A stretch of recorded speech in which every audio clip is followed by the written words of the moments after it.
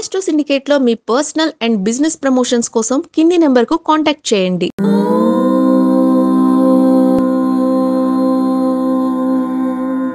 ఓం శ్రీ గురుభ్యో నమః. హరి ఓం. శ్రీరామ రామ రామేతి రమే రామే మనోరమే సహస్రనామ తత్తుల్యం రామనామ వరాననే. అందరికీ నమస్కారం.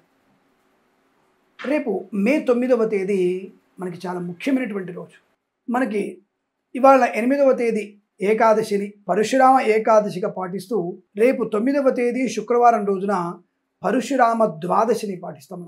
ఈ పరశురామ ద్వాదశి రోజున 2 రకాల పూజలు చేయాలి మీరు. ఒకటి, ఆదిత్యాది నవగ్రహ శాంతి కోసం నవగ్రహాల పూజ చేయించండి. అలాగే ఈరోజు మీరు విశేషంగా జమ్మి చెట్టును పూజ చేయడం ఒకటి, పరశురాముడి యొక్క స్తోత్రాన్ని చదువుకోవడం ఒకటి, రెండవది ఆయుధ పూజ. అంటే ఆయుధ పూజ అంటే మారణాయుధాలకి పూజలు కాదు, మారణాయుధాలకు కూడా పూజలు చేయాలి. అదెవరు? లైసెన్స్డ్ కలిగిన వ్యక్తులు, అంటే పోలీస్ స్టేషన్లు కానీ. ఇక్కడ విశేషంగా చెప్పబడేది ఈ పరశురామ ద్వాదశిని భారత సైనికుల యొక్క ఆత్మస్థైర్యాన్ని అభివృద్ధి చేయడానికి మనందరం కూడా రేపు పరశురామ స్తోత్రం జపం చేయాలి. పరశురామ స్తోత్ర జపం ఉంటుంది, మీకు అందరి గూగుల్లో కొడితే వచ్చేస్తుంది. పరశురామ స్తోత్రం మన దేశం యొక్క ప్రతి పౌరుడు చల్లగా సుఖంగా సంతోషంగా ఉండడానికి కారణభూతులు భగవత్ స్వరూపులు మన సైనికులు మాత్రమే. ఆ సైనికుల యొక్క ఆత్మస్థైర్యాన్ని నింపడానికి, మన సైనికులు ఆరోగ్యక్షేమం ఉండడానికి పరశురామ ద్వాదశి మనకి ఆయుధంగా ఉపయోగపడుతుంది.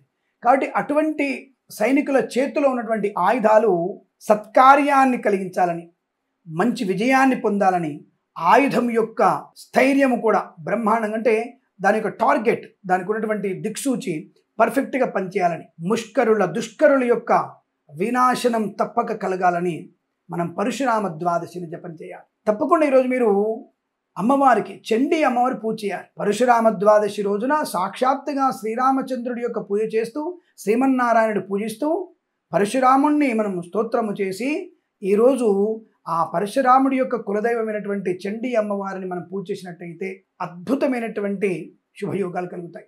ఆదిత్య నవగ్రహ పూజ చేయాలి. అలాగే మనం ఈ రోజున మన యొక్క సైనికులు చేసినటువంటి ఆయుధాలు మంచిగా ఉండాలి, సరైన సమయంలో పనిచేయాలి, అవి టార్గెట్గా వెళ్ళి మళ్ళీ మన అమ్ముల పొదిలోకి వచ్చేయాలి. అటువంటి క్షిపణులన్నీ కూడా బలంగా పనిచేయాలని మనం తప్పకుండా మనము రామనామస్మరణ, పరశురామనామస్మరణ చేసుకుంటూ ముందుకెళ్ళగలగాలి. ఎందుకంటే పరశురాముడి యొక్క స్థైర్యము ధైర్యం ఎటువంటిదంటే, రాముడు కూడా దిగుదుడిపే. రాముడు పరశురాముడి యొక్క అహాన్ని తగ్గించాడు, కానీ తెగింపులో రాముడు కన్నా తెగించిన వాడు పరశురాముడు. అటువంటి పరశురామ ద్వాదశిని మనము ఈరోజు తలుచుకోవడం, ఆ పరశురాముడిని ధ్యానం చేయడం వల్ల ఈ సమయంలో మనకు అవసరం. 12 రాసుల వారు కూడా తప్పకుండా మీరు పరశురామ నామస్మరణ చేస్తే మంచిది. అలాగే పిల్లల్లో జరిగేటువంటి ఈ విద్యా సంబంధ ఆటంకాలు, ఇప్పుడు అందరు పిల్లలు విదేశాలు వెళ్ళడానికి వీసాల కోసం, అలాగే స్లాట్స్ కోసం ఇబ్బంది పడుతున్నారు కదా.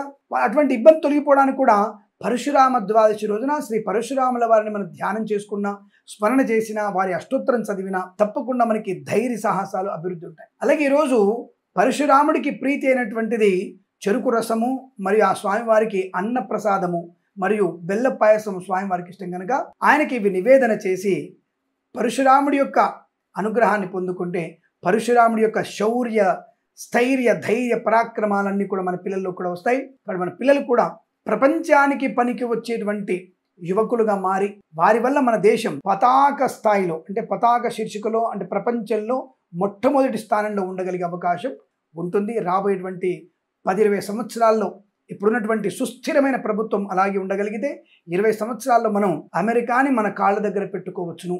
అది గుర్తుపెట్టుకోండి. కాబట్టి మనం ఇప్పటి నుంచి మన పిల్లలకి ఇవి నేర్పించాలి.